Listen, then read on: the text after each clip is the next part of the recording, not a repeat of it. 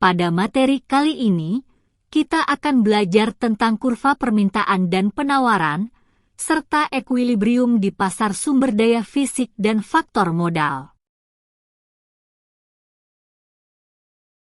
Pada hakikatnya, faktor produksi sumber daya fisik merujuk pada lahan atau bidang di mana sebuah perusahaan melakukan produksi. Sementara, faktor modal merupakan instrumen yang digunakan dalam produksi barang dan atau jasa. Beberapa studi mengelompokkan instrumen modal menjadi 3 kriteria, yakni: pertama, struktur, misalnya bangunan pabrik. Kedua, peralatan, seperti mesin produksi dan komputer. Dan terakhir, perlengkapan, contohnya pakaian kerja dan helm pelindung. Dalam kajian ekonomi, terdapat 2 unsur biaya yang melekat pada faktor produksi sumber daya fisik dan modal, yaitu: pertama, biaya pembelian, yakni biaya yang dikeluarkan untuk memiliki atau menguasai faktor produksi. Kedua, biaya sewa, merupakan biaya yang dibayarkan untuk menggunakan atau memanfaatkan faktor produksi sampai dengan jangka waktu tertentu.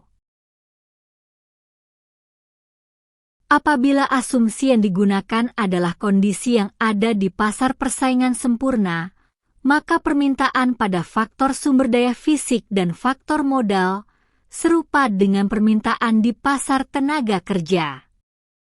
Kita misalkan perusahaan menyewa tanah dalam melakukan produksi. Gambar 1 menunjukkan bagaimana kurva permintaan dan maksimalisasi profit terbentuk.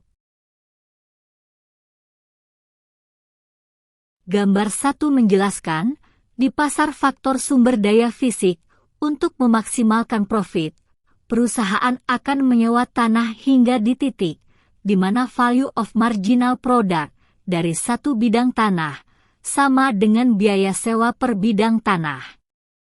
Dari kurva tersebut, maksimalisasi profit tercapai di titik X dengan kuantitas unit tanah sebanyak QR dan biaya sewa sebesar RR.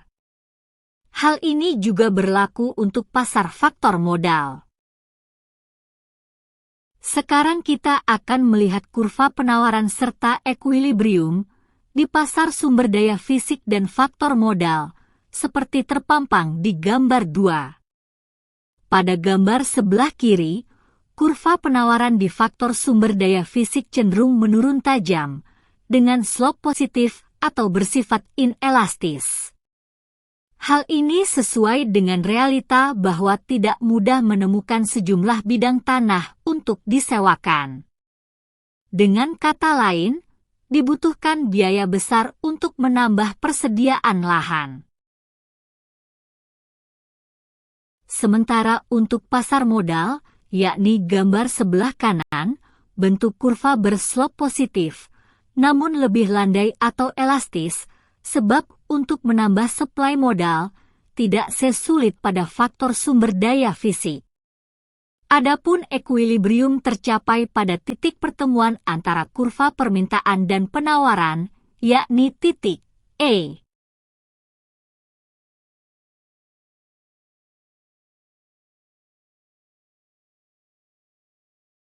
Lalu, maksimalisasi profit di pasar faktor sumber daya fisik tercapai ketika value of marginal product of land sama dengan biaya per bidang tanah. Sedangkan untuk pasar modal, maksimalisasi profit terwujud saat value of marginal product of capital sama dengan biaya per unit modal. Demikian pembahasan tentang kurva permintaan dan kurva penawaran, serta ekuilibrium di pasar faktor sumber daya fisik dan faktor modal.